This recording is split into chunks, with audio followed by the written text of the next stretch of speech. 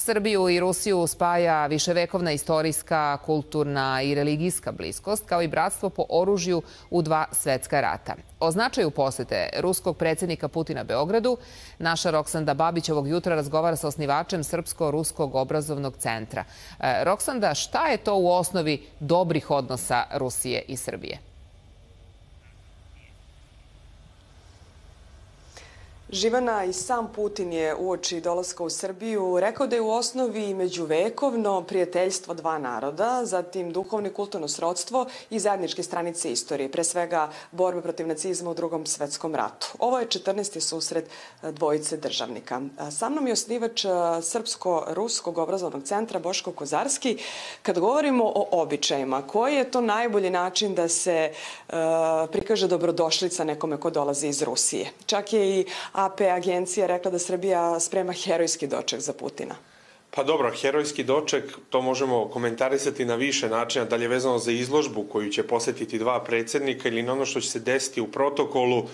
I jedno i drugo može da ponese taj epitet, a što se tiče običaja i dočeka u srpskom narodu, to su pogača i so, tako da možemo očekivati kao i obično kada je dolazio do sada predsjednik Vladimir Vladimirović, da ga na aerodromu dočekaju srpski dečak i devojčica u nošnjama sa pogačom i solju. Na taj način pokažemo tradicionalnu srpsku dobrodošlicu dragom gostu, a što se tiče politike možda u međunarodnim okvirima najdraže.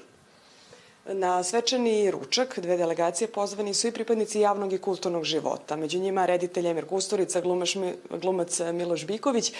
Da li su oni najveći rusofili među javnim ličnostima i ko tu sve spada? Pa sad opet etiketiranje rusofil i šta je to, opet je pitanje. Da, oni su možda najpoznatiji rusofili, da kažem tako, a rusofili su apsolutno svi koji iole poznaju istoriju odnosa Srbije i Rusije i u onom duhovnom smislu, a i u vojničkom, ratnom. Rusija i Srbija imaju zajedničku slobodarsku tradiciju. Učestvovali smo zajedno i u Prvom svetskom i u Drugom svetskom ratu. Eto, pobjeda nad fašizmom, kažete, ali mnogo možda značajnije je ono što je uradio car Nikolaj u Prvom svetskom ratu, odnosno ultimatum saveznicima, jer je na taj način spasao ne srpsku vojsku, nego faktički srpski narod, sačuvao nam budućnost, zbog toga imamo spomenik caru Nikolaju u centru grada. Tako da svi oni koji to poznaju, koji razumeju šta je to što je donelo istoriju odnos Srba i Rusa, mogu da se svrstaju u rusofile.